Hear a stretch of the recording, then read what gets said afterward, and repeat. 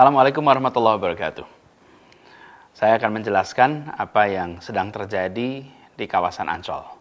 Yang terjadi ini berbeda dengan reklamasi yang alhamdulillah sudah kita hentikan dan menjadi janji kita pada masa kampanye itu. Jakarta ini terancam banjir. Salah satu sebabnya karena ada waduk, sungai yang mengalami pendangkalan atau sedimentasi. Ada 13 sungai. Kalau di total panjangnya lebih dari 400 km, ada lebih dari 30 waduk, dan secara alami mengalami sedimentasi. Karena itulah kemudian waduk, sungai itu dikeruk terus-menerus, dan lumpur hasil kerukan itu dikemanakan? Lumpur itu kemudian ditaruh di kawasan Ancol. Dan proses ini sudah berlangsung cukup panjang, bahkan menghasilkan lumpur yang amat banyak, 3,4 juta meter kubik. Nah, lumpur ini kemudian dimanfaatkan untuk pengembangan kawasan Ancol. Jadi ini adalah sebuah kegiatan untuk melindungi warga Jakarta dari bencana banjir. Ini berbeda dengan proyek reklamasi yang sudah dihentikan itu. Itu bukan proyek untuk melindungi warga Jakarta dari bencana apapun. Di sana ada pihak swasta berencana membuat kawasan komersial, membutuhkan lahan, lalu membuat daratan, membuat reklamasi. Jadi di situ bahkan ada unsur menerabas ketentuan lingkungan hidup, ada unsur hilangnya hajat hidup para nelayan, karena sebagian berhadapan dengan perkampungan nelayan, misalnya di Kamal Muara, di Muara Angke. Lalu ini juga berhadapan dengan kawasan Cengkareng Drain dan muara Sungai Angke. Efeknya mengganggu aliran sungai ke laut lepas. Jadi bukan membantu mengendalikan banjir, tapi malah berpotensi menghasilkan banjir. Nah, kegiatan reklamasi yang 17 pulau itu, pantai, sudah dihentikan dengan cara mencabut 13 izin atas pantai pulau sehingga tidak bisa dilaksanakan. Lalu 4 yang sudah terlanjur jadi harus mengikuti semua ketentuan hukum dan juga ikut memberikan manfaat bagi masyarakat. Itu janji kita dan alhamdulillah itu sudah dilaksanakan. Jadi alhamdulillah itu sudah tuntas. Jadi kembali kepada soal Ancol ini. Lumpur hasil pengerukan sungai dan waduk itu memang menambah lahan bagi Ancol. Dan penambahan lahan itu istilah teknisnya adalah reklamasi. Tapi beda sebabnya, beda maksudnya, beda caranya, beda pemanfaatannya dengan kegiatan yang selama ini kita tentang reklamasi 17 pulau itu.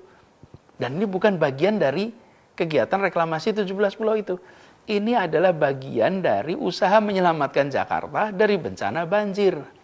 Jadi, masalahnya bukan sekedar soal reklamasi atau tidak reklamasi. Masalahnya adalah kepentingan umumnya di mana? Rasa keadilan sosialnya di mana? Ketentuan hukumnya bagaimana? Nah, yang 17 pulau itu tidak sejalan dengan kepentingan umum, kemudian ada permasalahan dengan hukum, ada mengganggu rasa keadilan. Sementara yang di Ancol ini adalah proyek pemerintah untuk melindungi warga Jakarta dari banjir, lalu dilakukan pengerukan sungai, waduk, yang kemudian menghasilkan lumpur. Di situ kemudian muncul yang biasa disebut tanah timbul karena penimbunan lumpur di sana.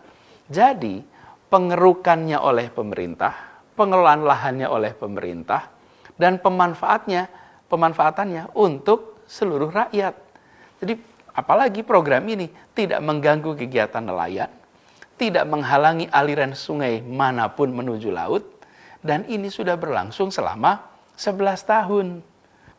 Lalu untuk memanfaatkan lahan yang sudah terbentuk itu, yang ukurannya 20 hektar itu, Pemprov DKI harus memberikan alas hukum untuk memenuhi syarat legal administratif.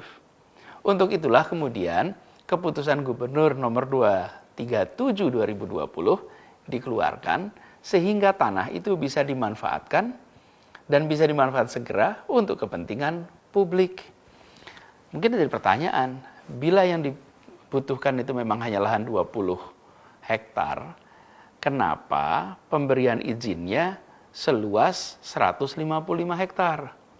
Jadi begini, pengerukan ini akan jalan terus. Pengerukan sungai, waduk, bahkan ke depan penggalian terowongan MRT, tanahnya pun akan ditimbun di tempat ini. Karena itulah ada kajiannya, dan dari hasil kajian AMDAL, lokasi yang dibutuhkan adalah sebesar 155 hektar. 120 hektar di sisi timur, 35 hektar di sisi barat. Yang juga disediakan kawasan yang nanti akan bersebelahan dengan stasiun MRT di Ancol. Jadi, apa yang dikerjakan oleh Pemprov DKI Jakarta, kemudian BUMD milik Pemprov DKI Jakarta, dalam hal ini adalah pembangunan Jaya Ancol, adalah untuk melindungi warga Jakarta dari bahaya banjir. Dan kegiatan ini, perluasan ini bukan dipakai untuk kepentingan eksklusif, sekedar komersial, tapi justru manfaat dari lumpur hasil kerukan itu jadi lahan yang dipakai sebanyak-banyaknya untuk manfaat masyarakat di Jakarta. Lalu selama 11 tahun ini berjalan tenang-tenang saja. Mengapa? Ya sederhana, karena penimbunan ini tidak mengganggu kegiatan nelayan. Kawasan ini jauh dari perkampungan nelayan. Kawasan ini berdampingannya dengan apa?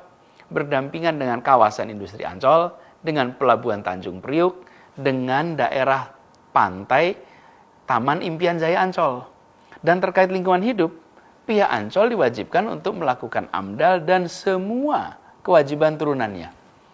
Karena itu saya tegaskan bahwa pelaksanaan pengembangan kawasan Ancol ini memang bukan bagian dari proyek reklamasi yang bermasalah itu. Mungkin jadi pertanyaan, mengapa sekarang jadi ramai, jadi riuh rendah?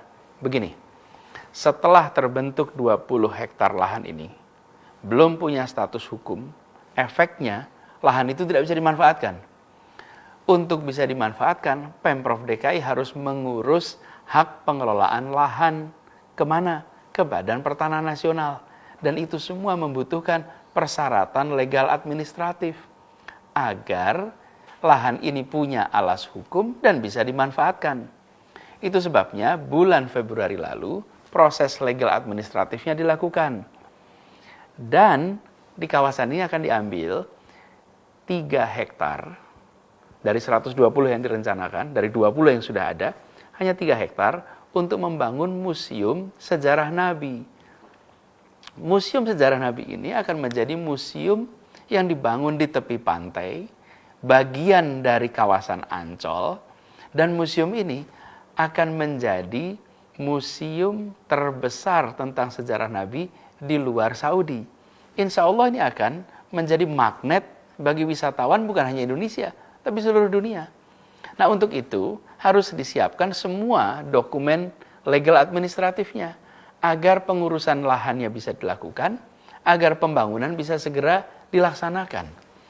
Lalu mungkin ada pertanyaan, mengapa perlu ada perluasan Ancol?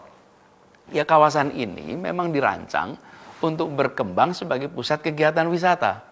Bukan saja bagi Indonesia, tapi harapannya bagi Asia Tenggara, bahkan Asia. Ancol saat ini ukurannya sekitar 200 hektar. Setiap tahun ada lebih dari 20 juta pengunjung. Manfaat ekonominya bagi Jakarta amat besar.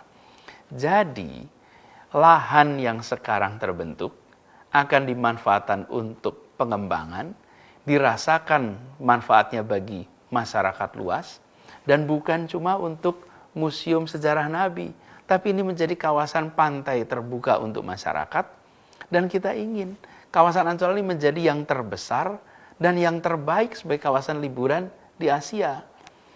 Jadi, dikeluarkannya Kegub ini untuk memanfaatkan lahan yang sudah dikerjakan selama 11 tahun dan sama sekali tidak mengingkari janji. Justru ini menjadi pelengkap bahwa kita memang mengedepankan kepentingan umum, mengedepankan ketentuan hukum, mengedepankan keadilan sosial. Proses pembangunannya pun tidak merugikan nelayan. Dan kawasan ini terbentuk dari lumpur hasil pengerukan sungai untuk mencegah banjir. Jadi semuanya mengikuti ketentuan hukum yang ada. Dan pelaksananya pun adalah BUMD milik Pemprov DKI Jakarta yang harus mentaati semua ketentuan hukum termasuk ketentuan AMDAL. Lalu nantinya menjadi pantai yang terbuka untuk rakyat, kawasan liburan bagi semua. Dan insya Allah bisa menjadi pusat liburan bagi masyarakat Indonesia, bahkan Asia Tenggara. Jadi ini penjelasan saya terkait dengan kegiatan yang sedang berlangsung di Ancol. Sekali lagi saya tegaskan, insya Allah semua janji itu telah dan akan terus dilaksanakan. Semua ikhtiar dilakukan untuk melaksanakan amanah ini dengan sebaik-baiknya. Sambil selalu berdoa kepada Allah Subhanahu wa taala, semoga selalu diberikan petunjuk, selalu dibukakan jalan-jalan yang lempang. Dan saya berharap dari semua, mohon doakan agar bisa amanah dalam menjalankan tugas ini. Terima kasih. Semoga Allah Subhanahu wa taala merahmati kota Jakarta dan Allah Subhanahu wa taala melindungi kita semua. Assalamualaikum warahmatullahi wabarakatuh.